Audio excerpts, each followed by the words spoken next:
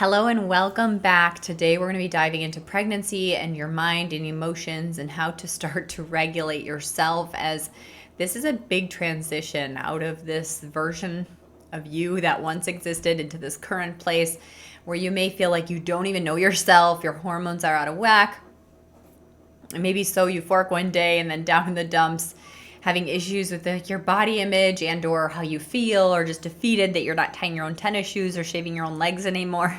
As I know that this was some of the things that I kind of ended up being like frustrated or frazzled by throughout different points in my pregnancy. So today we're going to cover about the emotional changes in your pregnancy, the common emotional experiences, mental health conditions in pregnancy, the role of your support system, self-care strategies for your well-being, and communicating about your emotions during your pregnancy.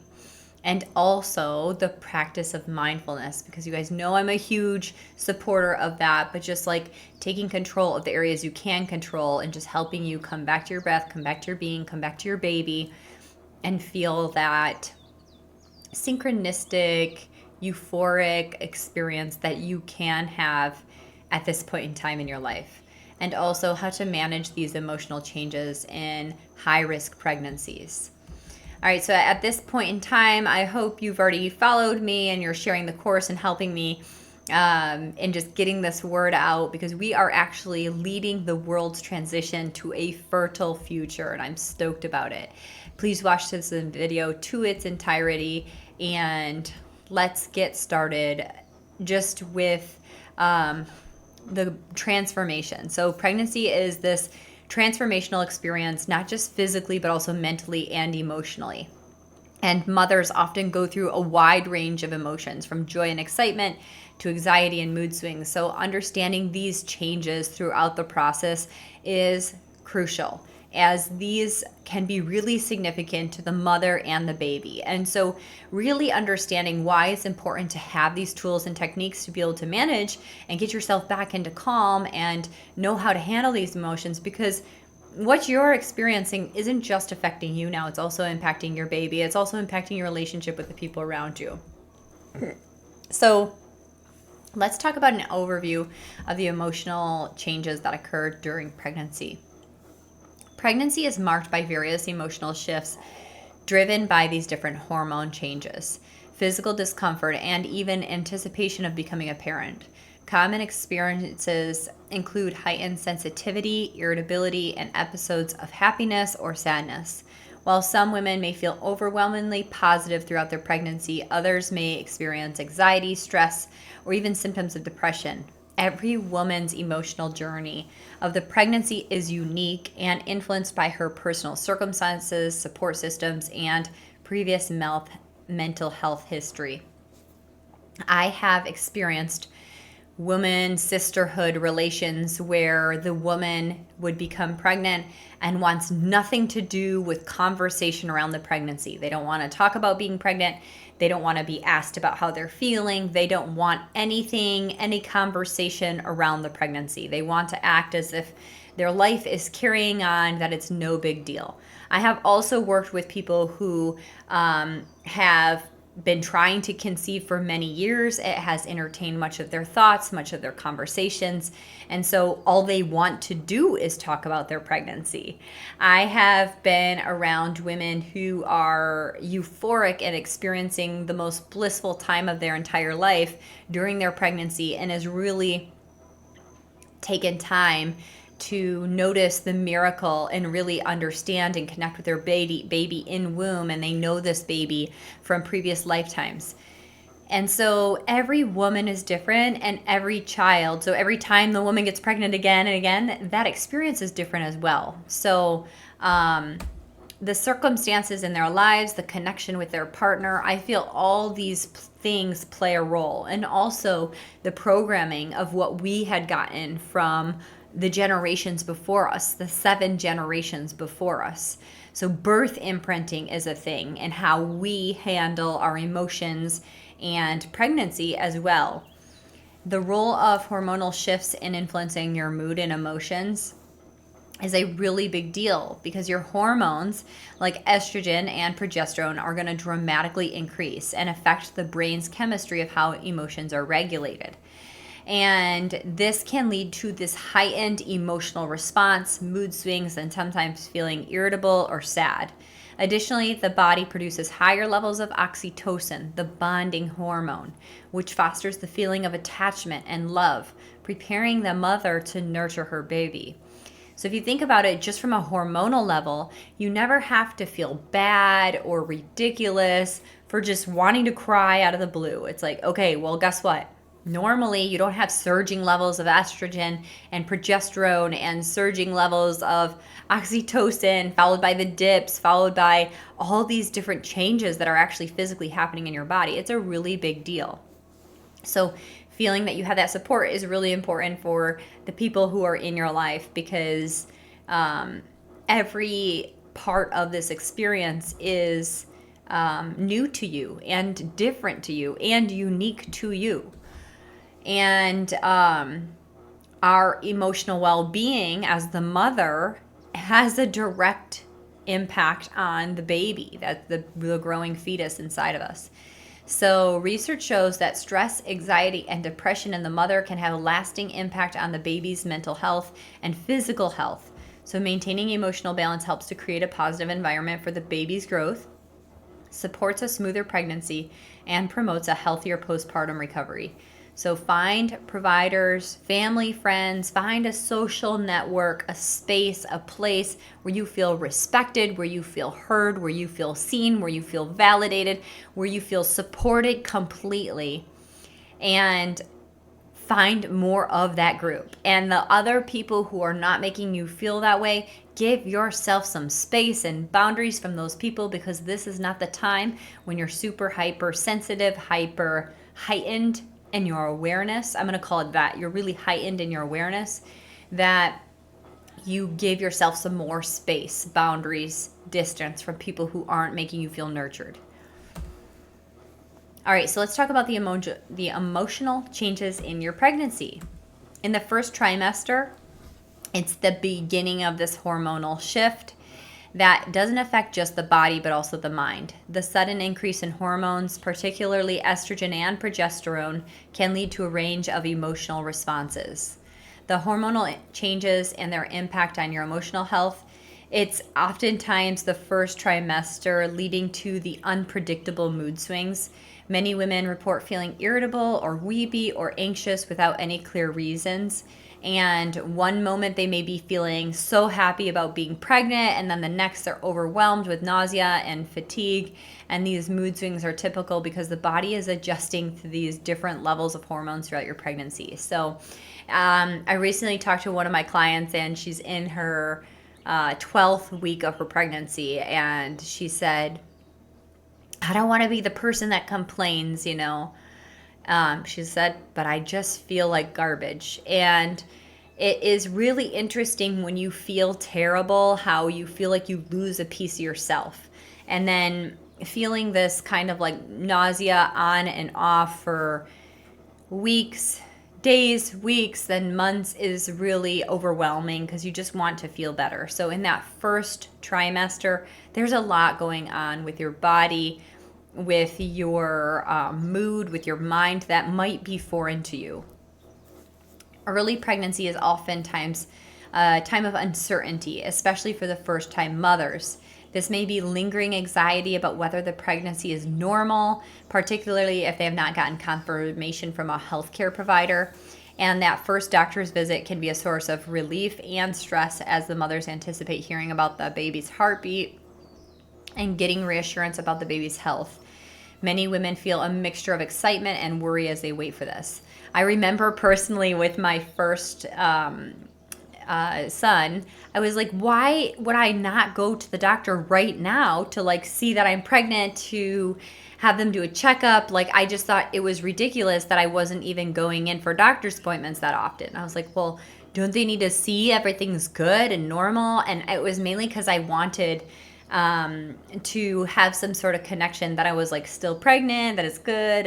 And you know, you get to your first appointment and they're like, Yep, sounds good. Here's the heartbeat, and you're off on your own. And you're like, how come you're not making a big deal out of this? Like, aren't there things we got to do? And it's like, yeah, so all this stuff you got to do is what is this course is designed for you, that the doctors and staff doesn't have time to go through with you, is working on your sleep, working on your stress management, working on getting the right nutrition in your body, and spending energy and focus into this. And then that spiritual soul connection, preparing your body, your mind, your space, setting boundaries, so you're actually like releasing stress from yourself and just allowing yourself places of solitude. And that whole conversation isn't happening at these appointments anymore. So be aware and also open to connecting with the right people about these emotions, so you're not bottling it up or you're not feeling stupid or ridiculous. And every time I have the joy of connecting with pregnant mothers, they're like, well, Carly, I just feel so ridiculous. And I'm like, no, it's fine. I've been sick for like up to 6 months. And they're like, oh my gosh, thank you. I'm so glad it happened to you. And so we just want to know that like we have other mothers who are in the same boat. So what you're going through, you're not in alone. And while yes, this is a really exciting time and we are so excited to welcome baby, we also feel really shitty, and you're kind of like thinking like, oh my gosh, is this going to be worth it, or I'm going to make it, right? So be gentle on yourself, be easy with yourself. Remember that you can ask for what it is that you need. So mid-pregnancy in the second trimester, this is referred to as the honeymoon phase, because the typical like nauseated feelings and fatigue from the first trimester has kind of started to decrease, hopefully by now. And this period still comes with emotional adjustments because the body is going to start to change and look different. So with the morning sickness and fatigue usually easing, this is a time where a lot of women are really happy and excited and celebratory. However, there still are hormonal changes in this period, and so there might still be ups and downs, and women can find that they're really easily emotional or easily moved, sometimes without clear triggers. And I recognize how our emotions are really always only giving us insights about our intuition, our knowledge, how we feel, all these things. And so I just like to think of this as like anytime you have an emotional surge, think of it as you becoming more intelligent. You're literally more connected with your being, with yourself, with oneness. And so you are the most magnified and powerful human in the room at any point in time. Then there's also the body image concerns, as this we talked about in our body dysmorphia with pregnancy and postpartum. But as the baby bump begins to show, many women become conscious of their changing bodies. And some women feel a sense of pride and connection with a growing baby, while others might be concerned about their weight gain, what their belly looks like. There might be a mix of emotions, including some self-consciousness about their weight gain and appearance. Simultaneously, there's increasingly amount of an emotional bond with the baby as pregnancy becomes more real, especially when mothers start to feel the baby moments. So if you were just feeling sick and sick and sick all through the first trimester, and you really still didn't get to start to feel the baby flutter, little pitter paddles, little burps, little any of these kinds of things, then you just might not still feel like, I'm pregnant, I'm carrying a baby. But in that second trimester, you start to feel these movements, and every woman's going to feel these movements at different points in their pregnancy. But when you start to feel the baby pushing on your belly or moving around, and it starts to click to you like, oh my gosh, there's a live human growing inside of me. Like, this is amazing. Like, I am a little uncomfortable, but like, this is incredible, right? So third trimester, during this time, it's a stronger sense of anticipation as the due date approaches. There's excitement about meeting the baby, but also there can be moments of anxiety and or physical discomfort. And there is more likely to have nesting instincts, and you're like kind of just like preparing the household and kind of like nonstop tiki task things to start to prepare. And so common feelings of excitement can include like impatience and even anxiety, and the nesting makes you want to like really do all these different things in your house. So it's a lot going on. The woman is just like trying to prepare and create the space where she gets to nurture the baby. So just sharing always with your partner, I'm feeling overwhelmed. And he's going to come alongside you and say, how can I help you? What's going on? And you're like, I have to paint the wall. I need to put this crib together. He's like, we've got 5 months before this baby comes. But this is just your natural instinct to want to prep, to want to care for it. So even having these conversations with your partner, like, I know that this might not be logical because you think we have a lot of time, but I honestly would like to have the room ready because I want time and space just to connect with this room, for me to really see this vision come to life, for me to feel like this attachment, a place for me to go and sit and rest and connect with my baby more. And just like look at different ways that we can really explain your emotions and how you're feeling to your partner. And maybe not even doing that. Maybe just like allowing yourself the freedom just to cry when you need to, just to scream when you're stressed. Like allow yourself to have the emotions, let them come, let them go, and know it's all part of the show. It's all part of the normal thing. Alongside of excitement and fear and uncertainty may come with other concerns about your labor and your delivery. So it could be the possibility of pain, complications, the safety of the baby, the whole process. If women have had preconditioned horror stories about birth, they may be really anxious about like, I don't know what it's going to feel like. Like, I'm really worried about this. I'm really worried to be in a hospital. I'm really worried it's really going to hurt. Like, and because I'm worried about it hurting, it's actually going to intensify the pain. And so it's really important, like I mentioned in the last one, to really steer clear from other people's stories that are not what you want to bring in your life. So if you don't want your birth story to end in complete chaos and hearing horror stories, if someone tries to tell you one, just put an end to it. And remember to practice putting yourself in this like protected little bubble, like you are a new infant that you're protecting from the dangers of the world. You're going to do that for yourself before you go into your birth, so you can really cleanse any old negative patterns from your mind and step into that birth that you really want to have. And it wasn't until I had a birth coach that taught me the severity of setting these boundaries and walking away from conversations, and or if walking away feels rude, you can just make up an excuse like, I need to use the restroom, and just like giving yourself a gentle excuse to get up and leave the room when the conversation isn't something that is setting you up for success, setting you up for more relaxation, more calmness, more joy, more peace. You know, if it's not setting you up for success, if you start to feel contraction, like, oh my God, then what happened? Oh, they had to do what? He was in the ear for how long? They had to go to the ICU? Oh my gosh. Like, this is putting that fear into your brain, and it will start to manifest into its reality. So just setting yourself with beautiful birthing stories. And this is why I have a platform for connection there with mothers who have birthed, who want to share beautiful, euphoric stories about labor and change the conversations that we're having and that we're sharing with mothers, so we can start to step into this beautiful labor and delivery the way we were intended to, just being fully connected and excited rather than adopting this mindset of terror about going into birth.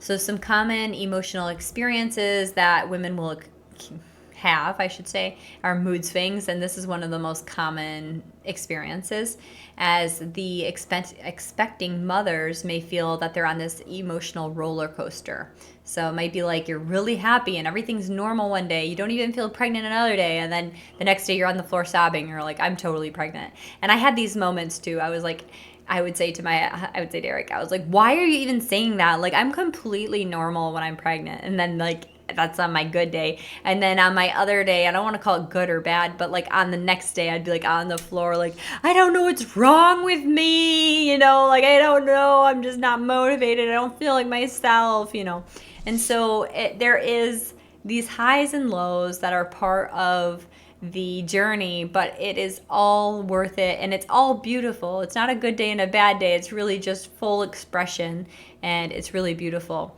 But the causes of mood swings, and sometimes if we really understand why it's happening, we're able to like drop the judgment and just be in the mix of it. The common cause is the fluctuation in our hormones. So estrogen and progesterone are both higher during this time. And these hormones affect the brain chemistry and your ability to regulate your mood and make your emotional responses much more intense. So physical factors like fatigue and nausea and just general discomfort, like I have back pain, you're also going to be affected by that in your mood. When you feel physically drained, you're going to be more irritable or more sensitive. Additionally, the stress of adjusting to the life-changing event, like a pregnancy, is going to make you more emotionally unstable. And even I don't like that word because it makes you feel like you're not stable, right? You totally are. Every one of the feelings are validated. And it's like with the chemistry, like the physiology of what's happening in our body, it all makes sense. So we just allow ourselves to feel our sensitivity and know that it's all contributing to our brilliance and to the baby's brilliance, and it's all part of it, and to just extend you with some grace. And you have to understand too that like when your body is growing and shifting and changing and you're not finding comfortable sleeping positions and or having a hard time sleep at the night because you're waking up to go to the bathroom a lot more, you're going to start to maybe feel a little more irritable from these things as well. So your partner being very forgiving during this time is really helpful. Anxiety is a common experience during pregnancy. It's stemming from concerns about the health of the baby, the health of yourself, the laboring process. And so I really recommend women getting really clear about things that are causing contraction in their body, things that are causing you to feel like you're holding your breath or you're feeling like a little anxious about it, or when you think about it, you feel, like this heart starts increasing, maybe you feel a little sweaty, maybe your mouth starts to water. It's like these are signs that we can actually lean into a little bit more. Well, what is it about the labor that's scary? Well, what about if that does happen? And we kind of go down the trail of like, what if and what if? Okay, let's prepare ourselves. So what if? Okay, well, what if now? And we get to a point where we can't ask what if anymore. And we get down to the root fear so you can actually move forward. Many women experience worry about whether their pregnancy is normal. And so it could be like, is it normal? Gosh, I just heard one recently.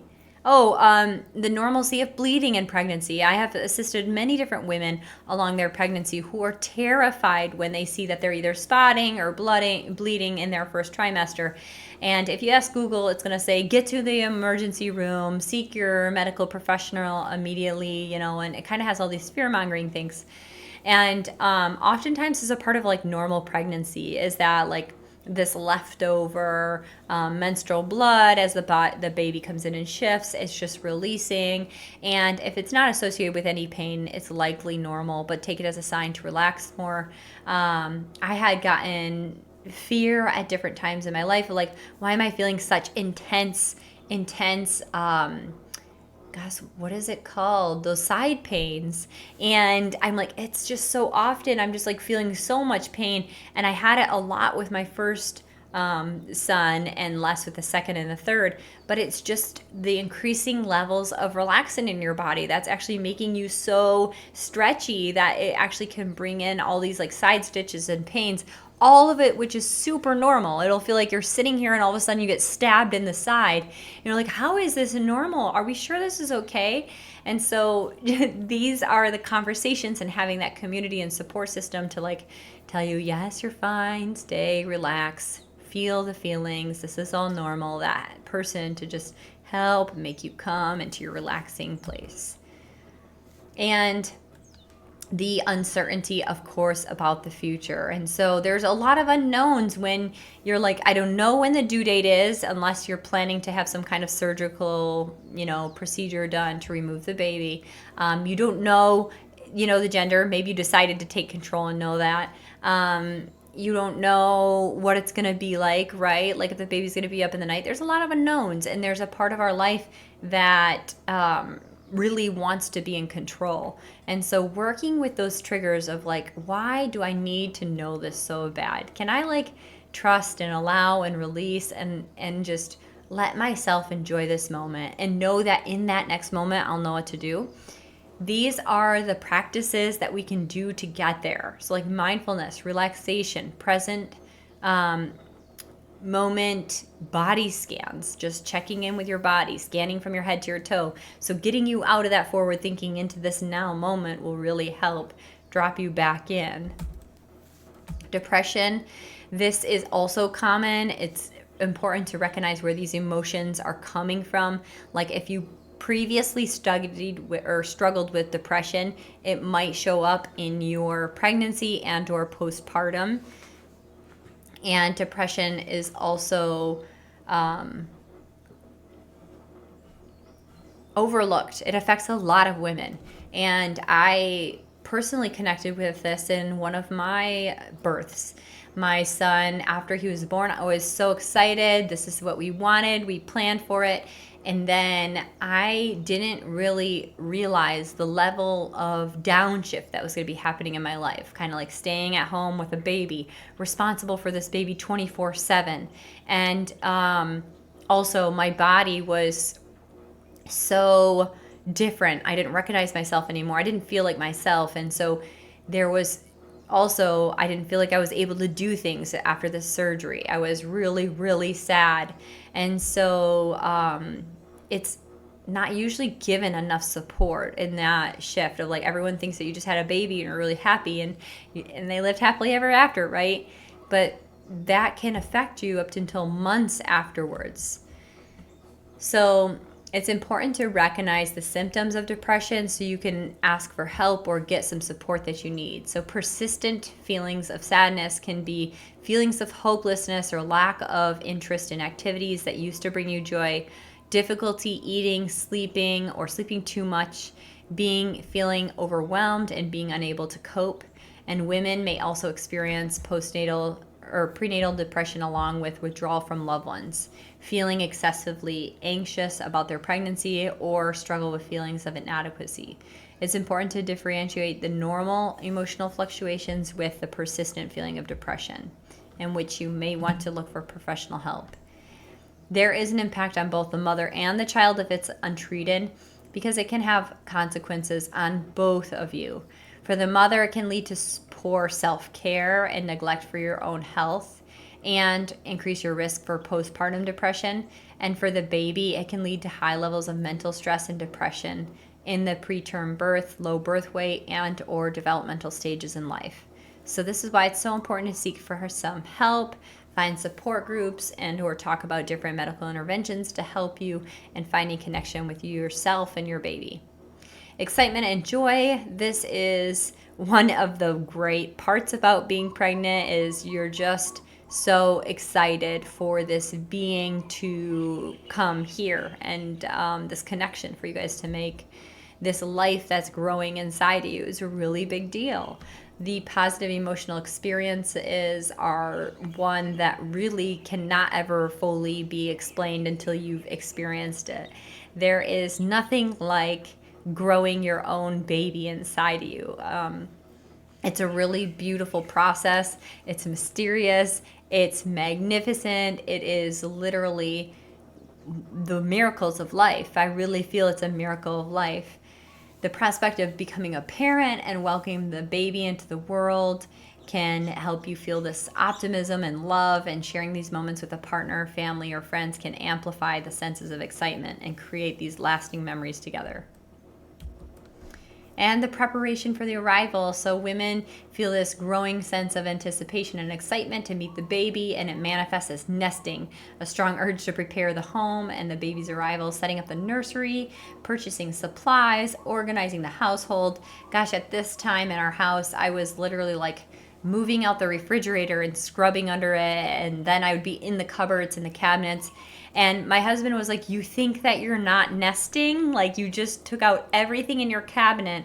And I was crawling in the cabinet on all fours with a flashlight, like wiping out the shelves. And I'm like, "No, I'm not nesting. I'm just saying it's dirty in here." And he's like laughing on the outside because I'm like, "I would have done this either way." And I'm like, the chances of me crawling on all fours into a cabinet, into the deepest crevice ever to get out cobwebs is probably not going to happen unless I'm nesting. So you may find yourself in that state where you just want to get everything so set and ready because you know that after baby's born, your attention is going to be in a completely different space. All right, so let's talk about some mental health challenges during pregnancy. Prenatal depression is a mood disorder that affects some women during pregnancy, and it's more than just the occasional sadness or mood swings. Prenatal depression involves persistent feelings of sadness, hopelessness, and fatigue that can affect the woman's ability to actually function. Some of the signs is consistent sadness, lack of energy, difficulty concentrating, feelings of guilt or worthlessness, withdrawal from loved ones, loss of interest, and changes in your sleep, either too little or too much. And the risk factors for prenatal depression include personal or family history of depression, previous pregnancy loss or complications, stressful life events, lack of social support, and financial difficulties. Preventions involve maintaining a healthy lifestyle, eating well, exercising regularly, managing stress, and seeking early support. Some coping mechanisms is cognitive behavioral therapy, counseling, and support groups. And medications may be required under the supervision of a healthcare provider. And this decision should be made very carefully considering the impact on the baby. Self-care practices you can always incorporate is in making sure you're getting adequate rest. Relaxation techniques and maintaining a network of friends and family can help you support yourself. Prenatal anxiety disorders, this is something that many women experience that can actually start to interfere with your daily life. It can take a form in excessive worrying or fear about the pregnancy or childbirth or future parenting. And there are different types of prenatal anxiety disorders. So there's a generalized anxiety disorder, and women with generalized anxiety disorder may feel this worried about the pregnancy and childbirth or the ability to take care of the baby.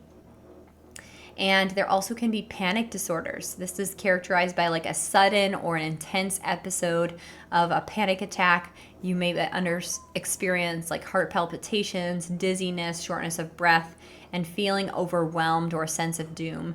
And these attacks can be triggered by pregnancy-related stress, or sometimes can occur without a clear cause. It could be subconscious and or deep-rooted fears, maternal programming. This could be something that had impacted generations before you. And it also could manifest as specific phobias. So some women may develop intense fears related to pregnancies, such as the fear of labor, medical procedures, and fear of miscarriage.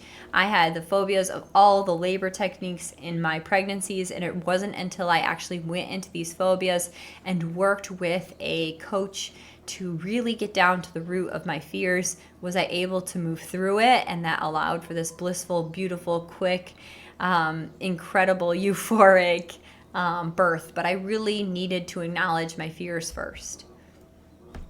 And the effects of pregnancy on treatment options. Unmanaged anxiety during pregnancy can lead to complications such as preterm birth, low birth weight, increased risk of postpartum depression. And so different treatment options that can be helpful is cognitive behavioral therapy. This can help manage the anxious thoughts, medications, certain antidepressants and anti-anxiety drugs. And also, I always recommend first starting with these practices to help you like find your center, which is like grounding, being in nature, relaxation exercises, support groups. Tai Chi, yoga, doing things to actually bring you to the moment, to support your body, your mind, without just like bypassing all of the root cause and just switching over to medications, but to actually look inside about what is this event that is causing you to feel so anxious. And what if we sat and talked about it? What if we looked a little deeper to figure out what's going on? Obsessive compulsive disorder is a condition where there are intrusive, unwanted obsessions leading to repetitive behaviors or compulsions in an attempt to alleviate anxiety. And pregnancy can trigger these OCD in women. The common intrusive thoughts is our fears about the health and safety of the baby, our concerns about the mother's ability to be a perfect parent. And these common intrusive thoughts can include fears about harming the baby or contamination, or making mistakes within the pregnancy. And these thoughts are usually distressing and can be compulsive behaviors such as frequent hand washing, constant checking the baby's heartbeat, or repetitive assurance from doctors or loved ones. And I've actually got to witness this with a mother who had struggled with OCD or more anxiousness before she was pregnant, and then throughout her pregnancy was really anxious and constantly asking questions. And this perfect parent was a really big deal to her, and cleanliness, and so much so that she wasn't willing to work on these things and has been stuck in a bubble with just herself and her baby over the last year, and that has huge implications on her overall mental health and well-being, and obviously impacting the baby too, now feeling those same feelings of anxiety and even scared of people. And so it's really important to look at treatment if you notice yourself doing some of these things, or if you notice yourself worrying so much about the future or being this perfect parent, and or if you notice these tendencies, to seek some help, to actually seek treatment, because this will have a lasting imprint on your baby. Postpartum mental health awareness. This is a focus on our mental health during pregnancy, and it's important to be aware of the potential health issues that can arise after childbirth. Postpartum medical health conditions such as depression or anxiety can significantly affect the mother's well-being. Postpartum depression is a mood disorder that can affect women after childbirth, and unlike the baby blues, which is typically resolved within 2 weeks after delivery, postpartum is more severe and lasts much longer, and it can require medical treatment. Symptoms can be persistent sadness and fatigue and hopelessness, irritability and difficulty bonding with the baby. Postpartum anxiety, on the other hand, may involve excessive worrying about the baby's health and or feeling overwhelmed about the ability to cope with motherhood. These experiences of our mental health, we're not going to know until we're actually in it.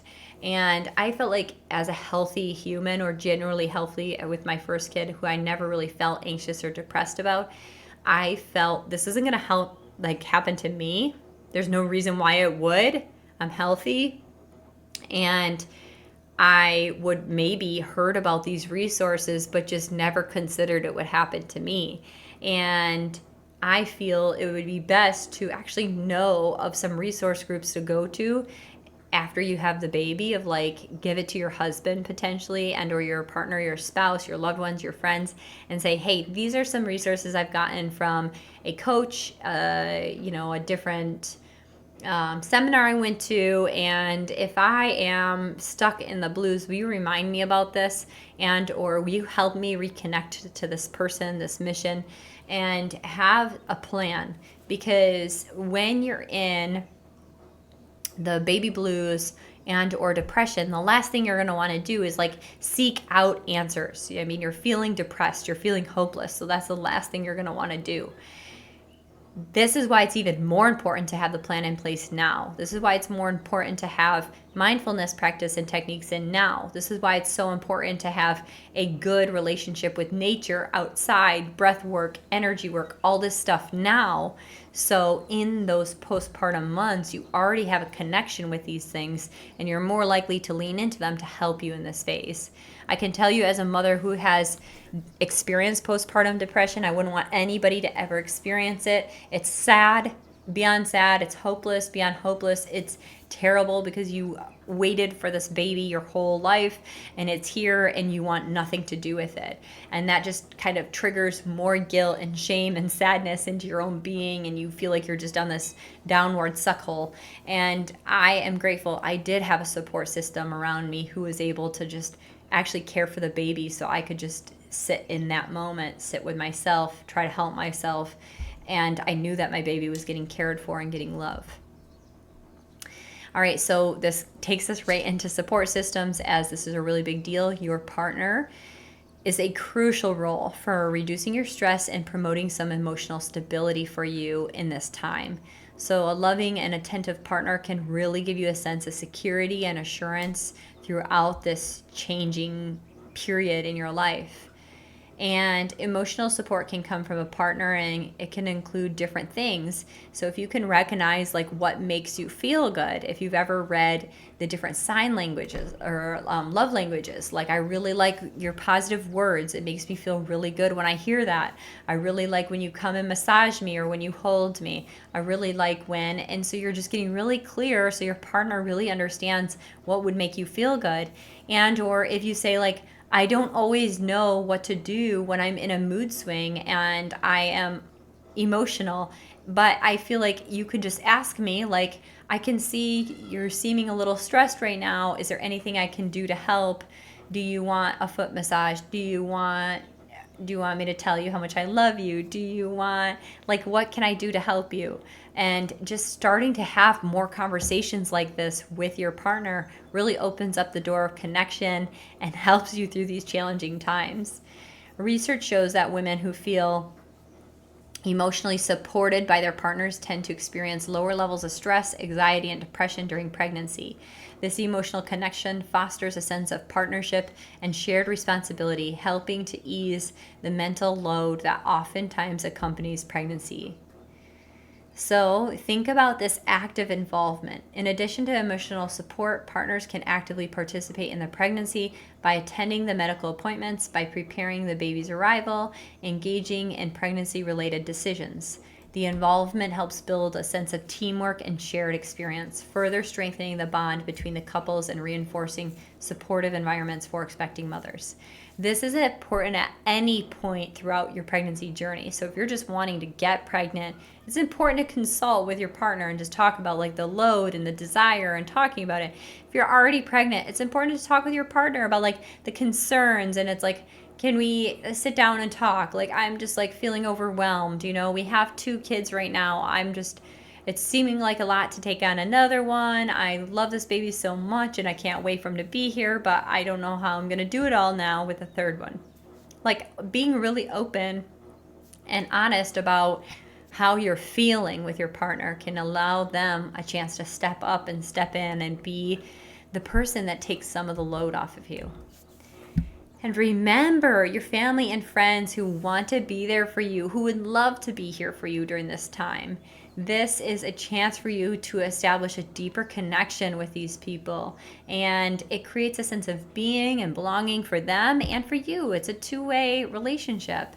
And so it can be really comforting. I know when I was living back at home, as soon as my cousins would have babies, these were like my sisters to me, I was messaging them and saying, let me know what I can do. Can I show up with dinner? Can I babysit the other kids? Can I come and keep you company? Can I hold your baby while you take a shower? Can I do your laundry for you?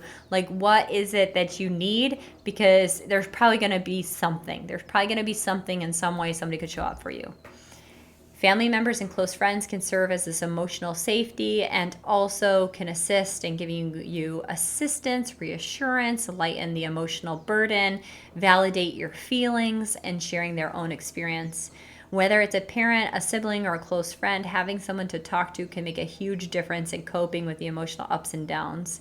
The support is really valuable during moments of heightened stress and anxiety, allowing the mother to be a place to express her worries without fear or judgment.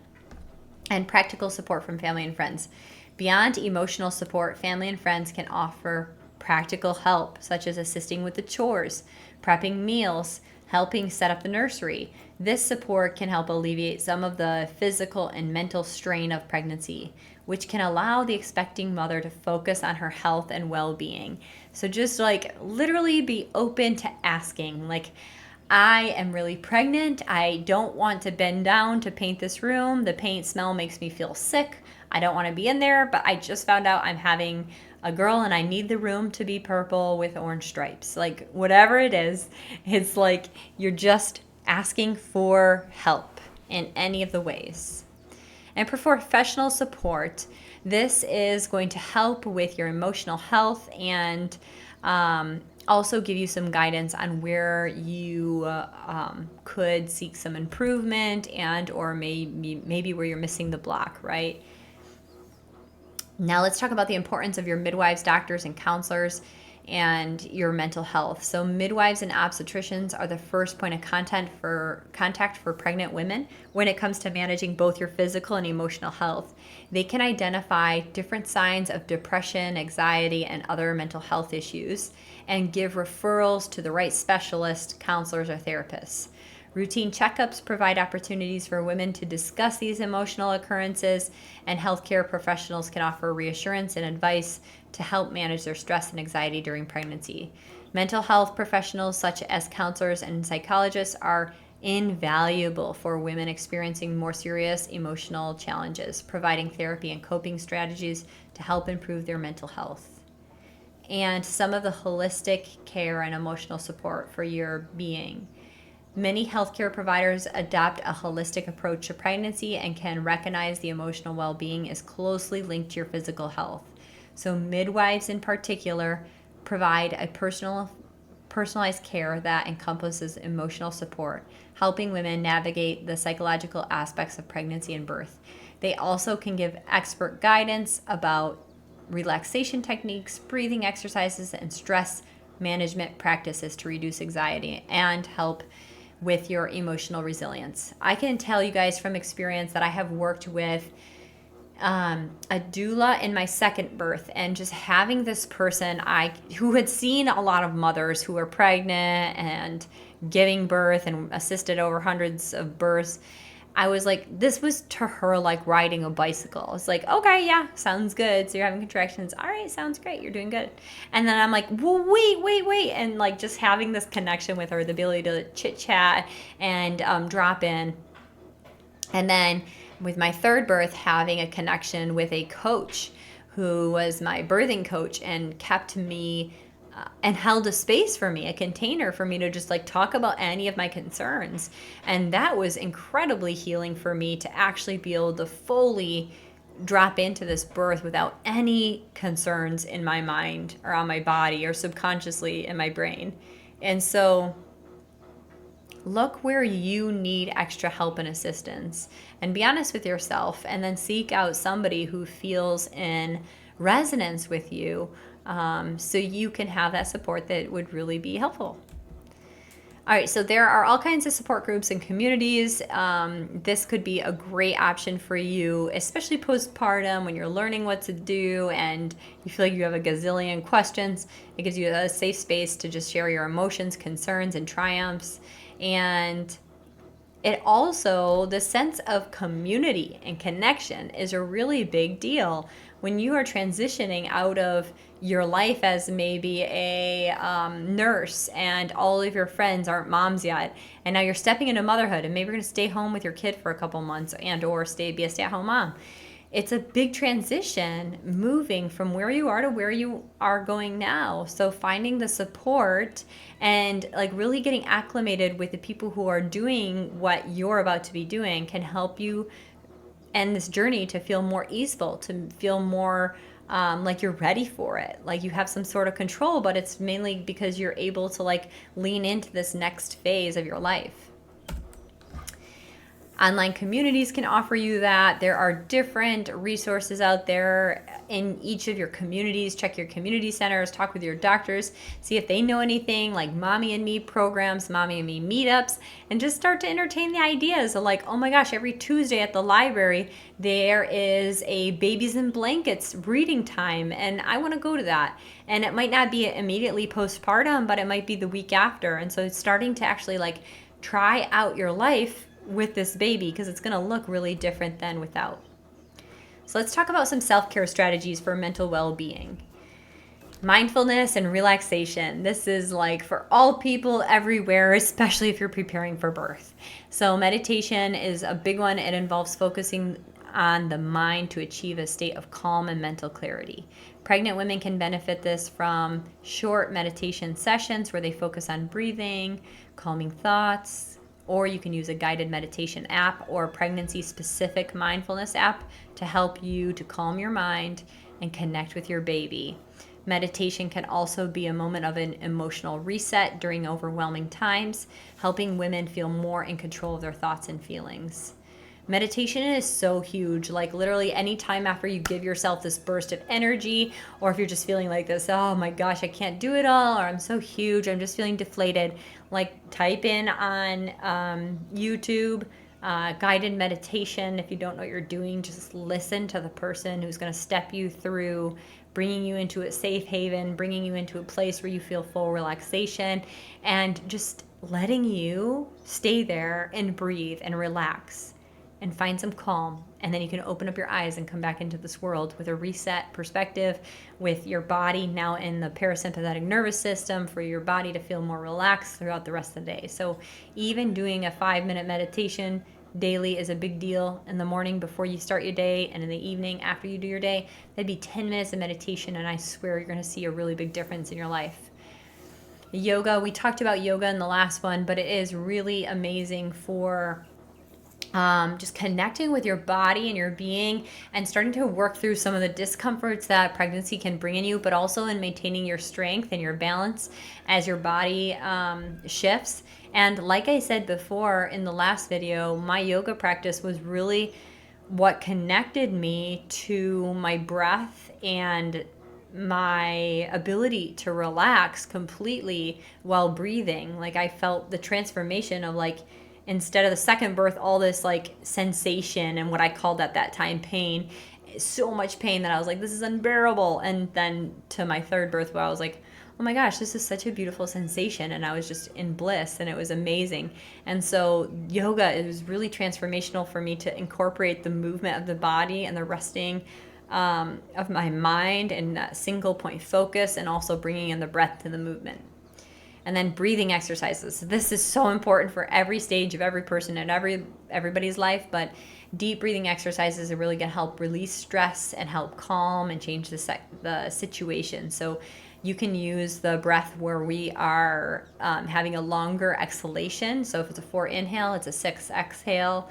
If it is like the breath of fire,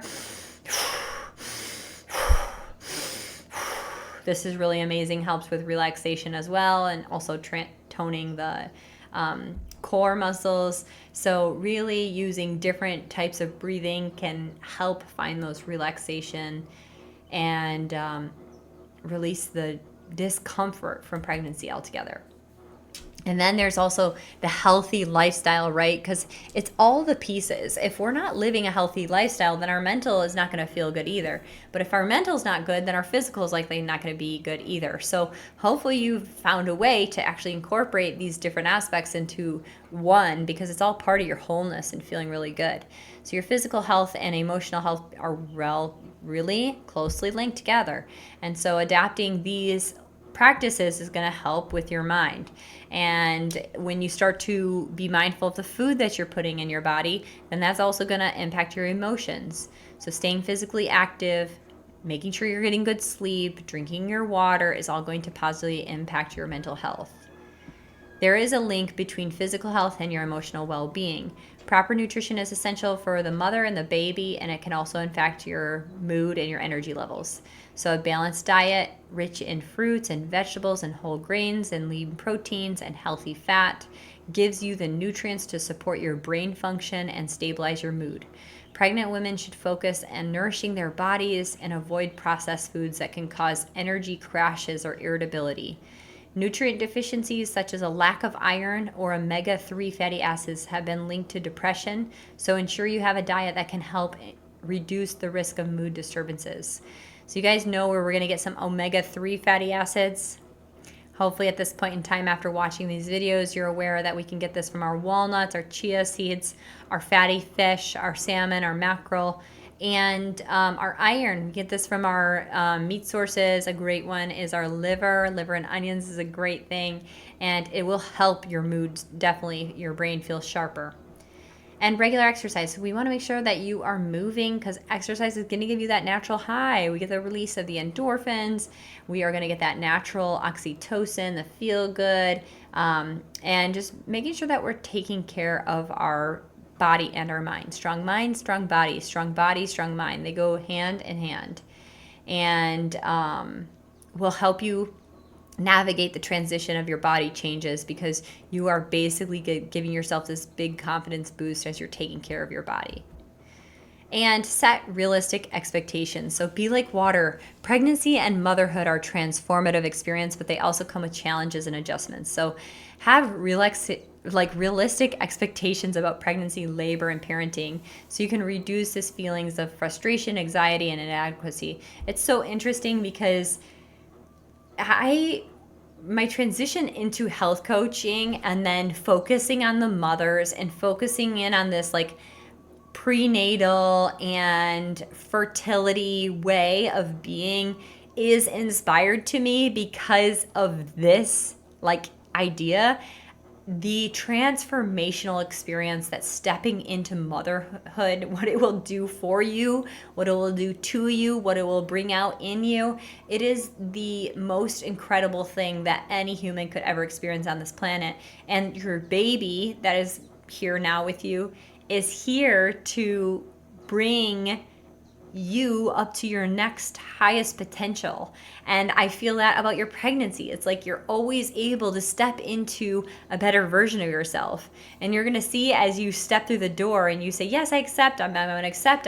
I've now, like, I'm listening to this girl, Carly, and she's on my school community and she's telling me this is important. So like, I'm just going to try it and see how I feel. And then you level up. And guess what? Now these habits that you're integrating into your life are now going to become your children's habits. Like your children are little mirrors of what you're doing. So when you start to like really pour into yourself in this way and allow the transformation to take place, you are going to be setting the tone, the pace for all the generations to come after you.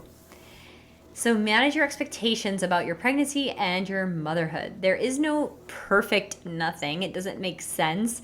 It's really fluid. Like, you know, your weight gain, you might gain 5 pounds this month, and the next month you might not gain any, and then the next month you might gain 10. It's like you're being fluid. It's like as long as you're actually nourishing yourself and taking care of yourself, then you can let all those little things go. It's like think about this like your baby shower. You're like, oh my gosh, I have to have, this banner up with 14 ferns. And if it's not like that, then it was shit. It's like, well, we got to let some of this stuff go. We're about to have a baby. And that means that you might not always be right on time for every event because your baby had a blowout diaper and you were covered in poo and you had to turn around and go home and change yourself and rinse off and then change the baby and you're an hour late, and it's okay. It's okay. So things change. Every situation is unique, and this new reality is that you have to learn to go with the flow. You have to be willing to just embrace this mindset and ability that you're not always going to know the answers. You're not always going to know what's going to work. You're not always going to know. And it takes time and patience and love and acceptance to just roll into each phase with ease and joy. So communication emotions during pregnancy. The biggest thing is open communication with your partners and loved ones. Just like being incredibly honest is always the answer. Sharing your feelings and concerns. So just being really vulnerable. I am feeling really anxious about my baby because he was up coughing last night. So I'm not coming to Thanksgiving dinner. I don't feel like bringing my baby around everyone right now. I'd rather do this.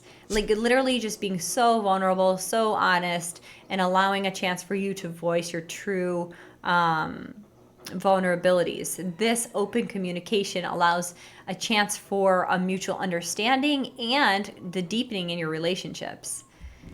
And encouraging this vulnerability is a really beautiful thing about what's going to open up in your partnership, in your marriage, potentially, whatever it is for you. But allowing people to be close to you, allowing them to understand they're not in your body, they don't know what's happening. And the only way they can know is if you tell them. And even if you don't understand it, saying, I don't know, makes sense to them too, because then they know that you're even confused about it. And I mean, I just had this experience. I just started getting my menstrual cycle like 2 months ago from my postpartum period with baby. And I still just had this day where I was like, oh, I don't know what I'm doing. Like, I don't know why I'm so frazzled. I just had an amazing euphoric week. I just had a really great successes with work. I'm feeling really good. I love my family. I love my life. I love living here. I'm like, love all these pieces and parts, but like, I don't know what's going on. And then my husband's like trying to make a joke. And I was like, and now is not a good time to make jokes. Cause like, I feel like you're picking on me right now. I know you're trying to make me laugh, but like, I can't right now. And then he just gave me a hug and a kiss. It's like, I love you. Go take care of yourself. Let me know I'm here for you. And it was just, that was it. And I just had the forgiveness and the ability to open up and just share everything in my heart. So open communication encourages empathy to help others understand the emotional complexities of your pregnancy. Partners and loved ones may not always fully grasp the depth of the emotional fluctuations that pregnant women can experience. So having these conversations about emotions helps them understand what it's like. They don't understand what it's like. Men do not have raging levels of progesterone and estrogen in their body, followed by spikes of oxytocin, followed by the dips. Like, they just are not experiencing that. So we're just here to kind of show them how things are moving in our body and what it means, right? You know, maybe like, I don't think it means anything. I just think that I'm just like, I don't know what this is. Okay. How to talk about your emotions to your healthcare providers. So if you are feeling that this is like consistent and or like you're always feeling really sad, really lonely, like you have no energy, this is something you should definitely be talking to your healthcare providers about. So make sure that you are mentioning at different appointments or check-ins that you're feeling anxious, you're feeling depressed, you're feeling stressed, you're feeling emotionally overwhelmed. Healthcare providers are able to assess whether you're going to need more support and recognize signs of emotional distress. So it's important to understand that when emotional changes go beyond typical mood fluctuations, it's a signal for the professional support. Signs of emotional distress may include difficulties enjoying life, excessive worrying that interferes with your activities. And so communicating these signs and symptoms to your provider can really help them set you up with a communications, with a network that can help you. And ask for mental health resources. So you can actually say, like, do you know of any prenatal support groups? Do you know of, I know personally I really wanted to get into like breastfeeding groups because I had more challenges with my first birth compared to the other 2 and 3. But I just wanted to know I wasn't the only one who didn't get it, who mommy and baby weren't understanding breastfeeding. And once I got in the group and was able to share wins and able to share struggles, I felt so much better support. Like I wasn't alone at my house all day with the baby and feeling frustrated with him, but like feeling that other women were able to watch me latch and say, good job, baby. You guys are working so well together, and just encourage and help me along the way.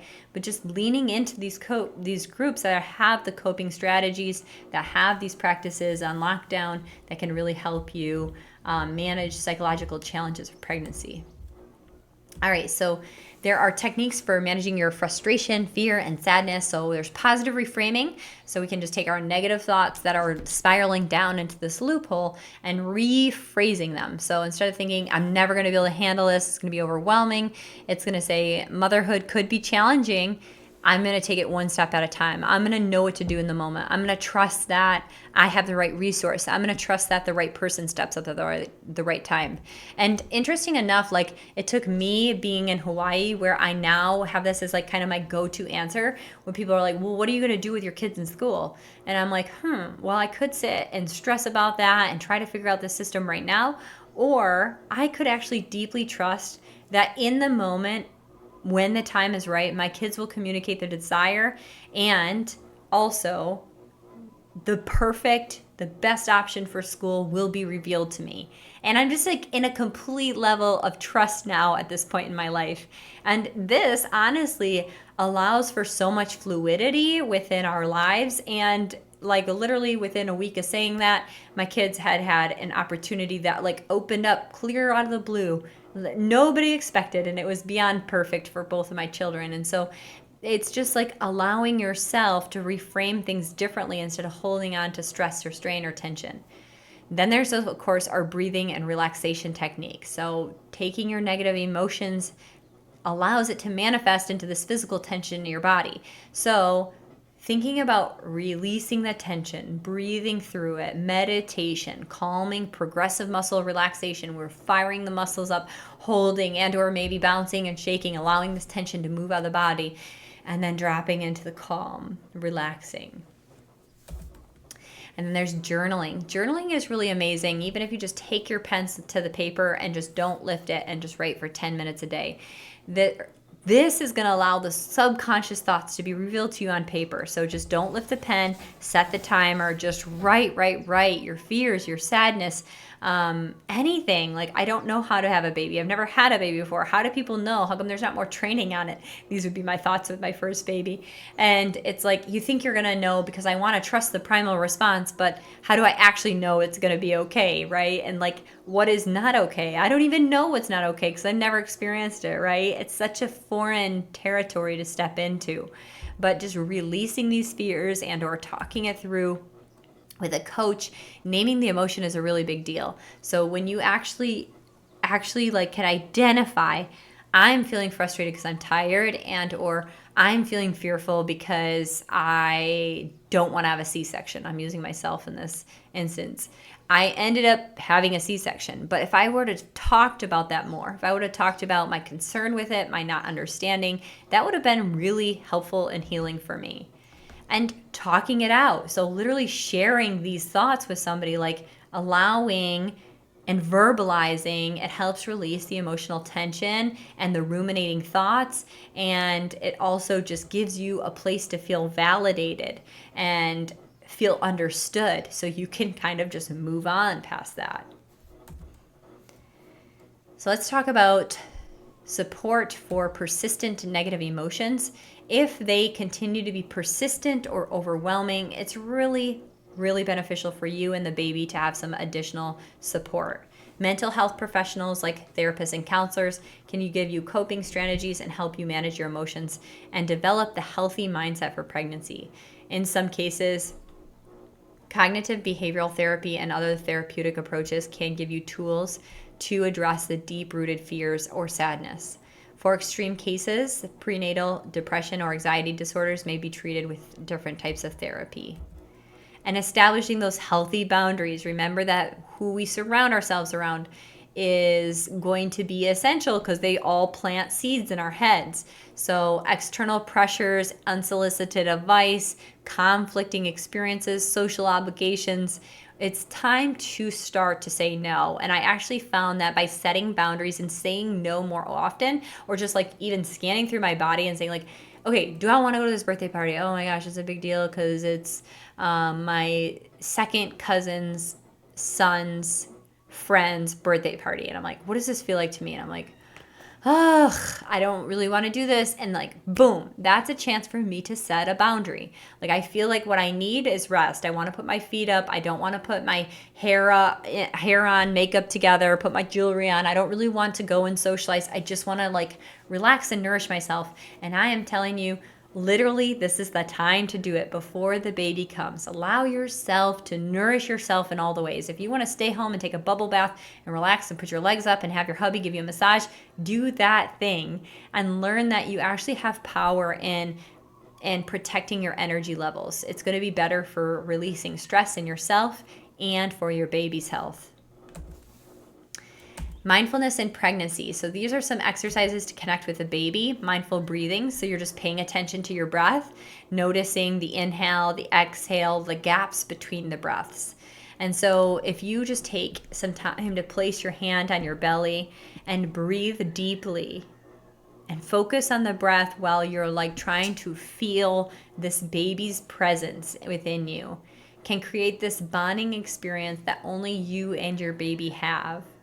So sending the baby thoughts of love, of peace, of joy, of like health, of like, even if you're following along with one of those apps and you're like, oh my gosh, the baby's the size of a grape right now. And so you're imagining this little grape in your hand and you're just like thinking about this tiny, tiny fetus like just growing at a rapid rate.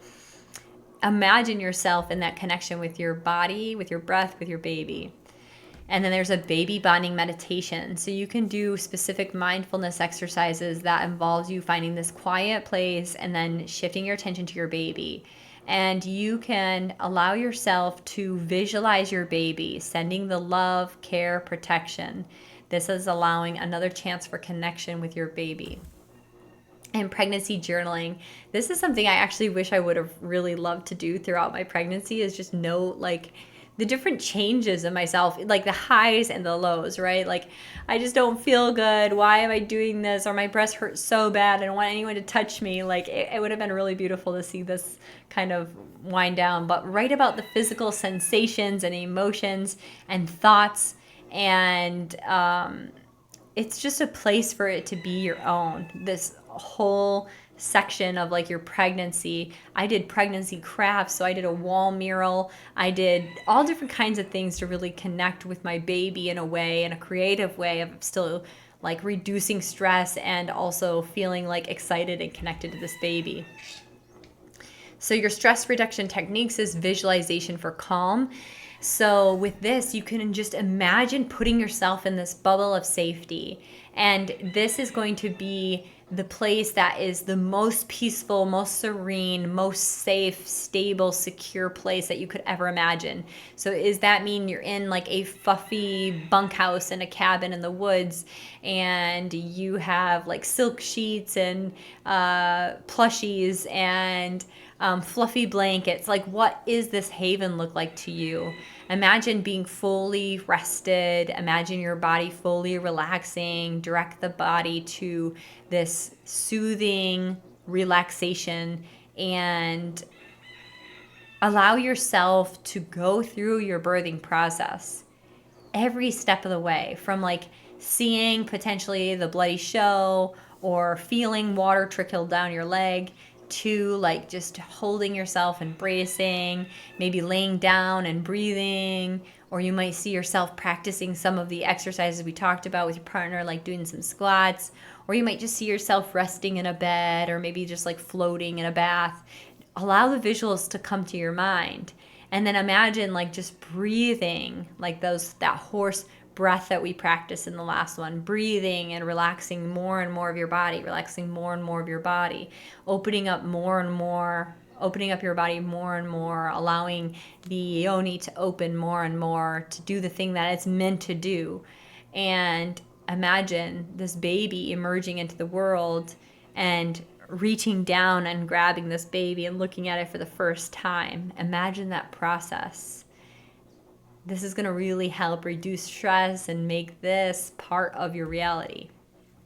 Guided imagery is another exercise that you can follow to work with an instructor where you are leading a connection to your baby. I wanted to say daughter for some reason at that time, but it's going to help give you that reassurance. So if you're having a lot of stress around the baby's health, you can do guided imagery. Just like imagine this baby growing in a way that is like so perfect and every cell's coming together and the heart and the lungs is forming. And it's like you're on this tour through your body, and so you can see your fetus, and you can take these guided imageries in whichever way to start to really relax your nervous system, to find comfort in the areas that you might subconsciously be having some concerns about. Body scans. So for pregnant women, this could be really helpful to release stress or discomfort. So starting at the toes and working all the way up into the body and allowing your body to relax. So I just say like, I trust this universe. I trust this earth beyond me or underneath me to hold my body weight. I release these muscles. I imagine all of my muscles and body just feeling completely relaxed and also feeling really healthy. So it's like away from my attention going into the physical discomforts about how my body is huge or uncomfortable or I can't find these right spaces, but really giving myself the space mentally to physically let my body feel relief, feeling comfort, feeling peaceful. And I also like to pair that with something that does feel really good so you can like learn how that feels. So like going in the pool, closing your eyes, maybe holding onto the side of the wall and just doing a body scan where you're just like allowing yourself to feel really good in your body and giving yourself that feedback that allows that relaxation. And then there's this progressive muscle relaxation where you're actually like firing up the muscles. So it's like, okay, if I want to actually build up the tension in my body, so then when I finally release it, I'm actually able to release even further and feel into the sensations in your body of what does it feel like when you relax the muscles. There's more blood flow and you feel like the body becomes even heavier and you can relax more. All right, so we have mindful eating and movement.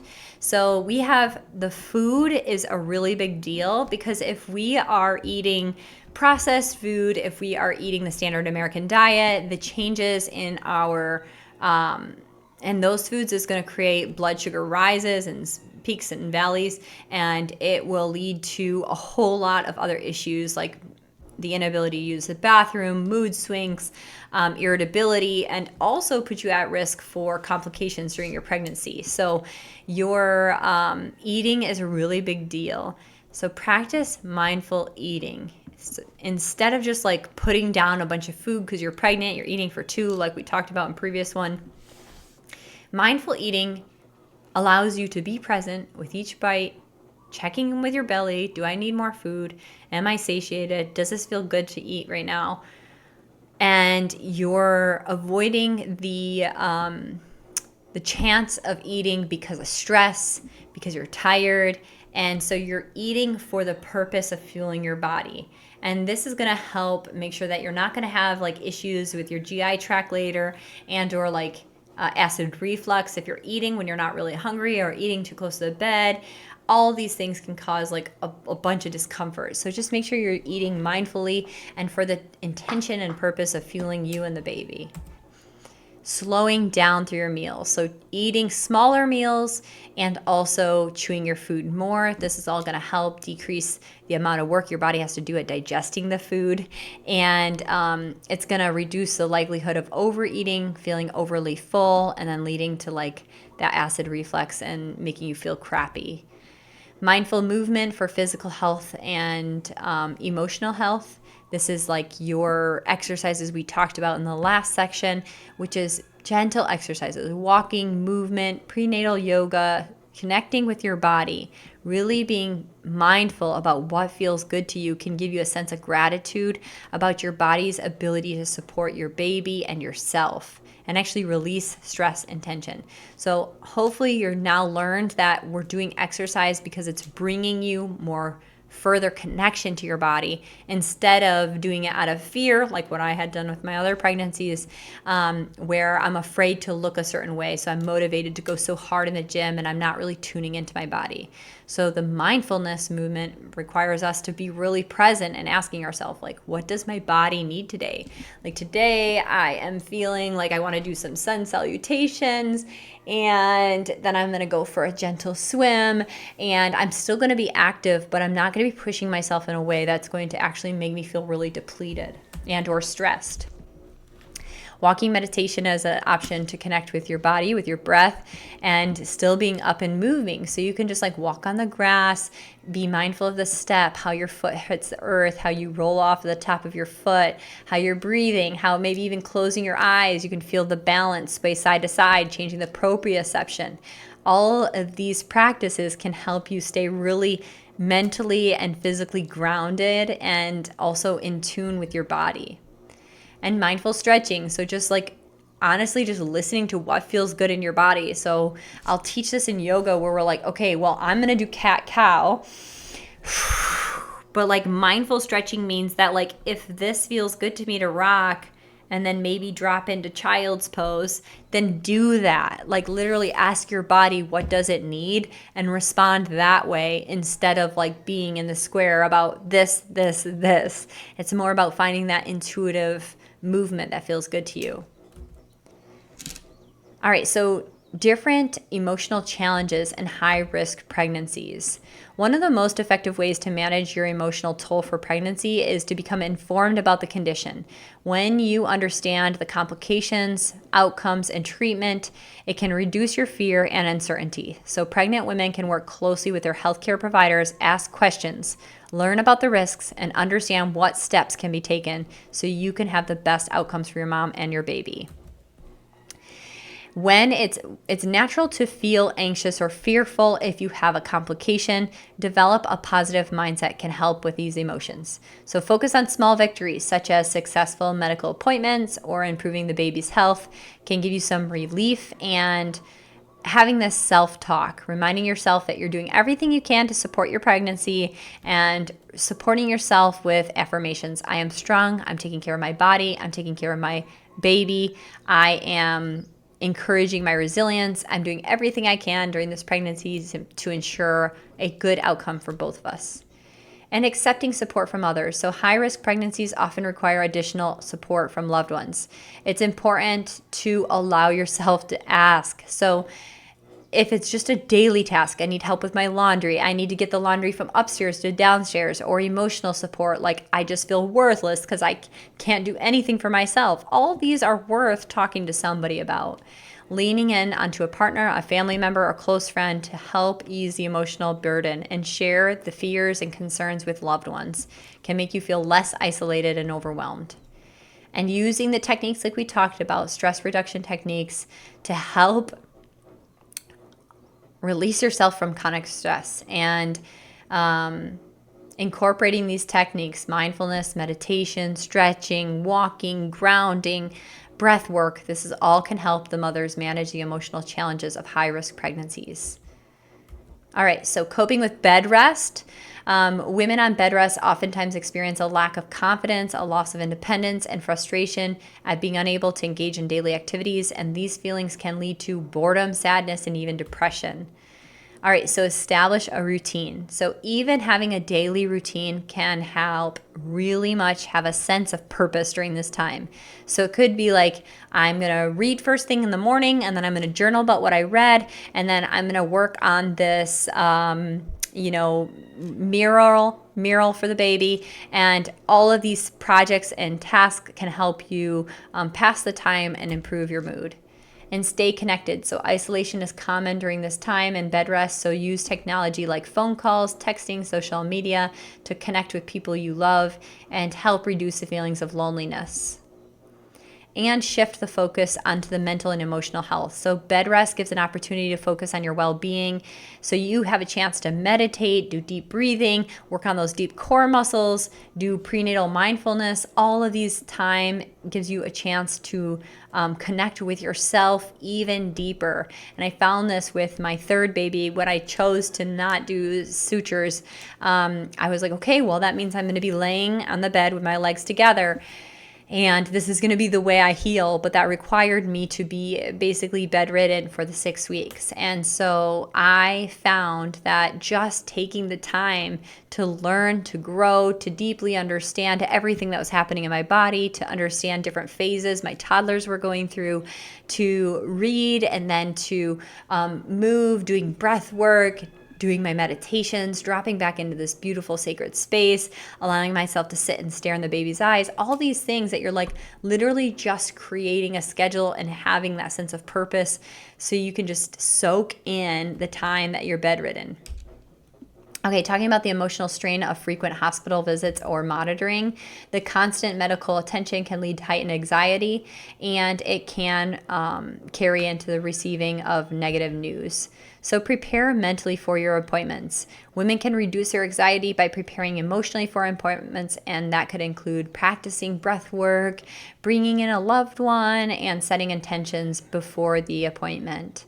And focus on positive. So after medical visits, it's helpful to focus on any positive outcome. Even if there's concerns, understanding frequent monitoring is meant to protect the health of the baby and can give you a sense of security.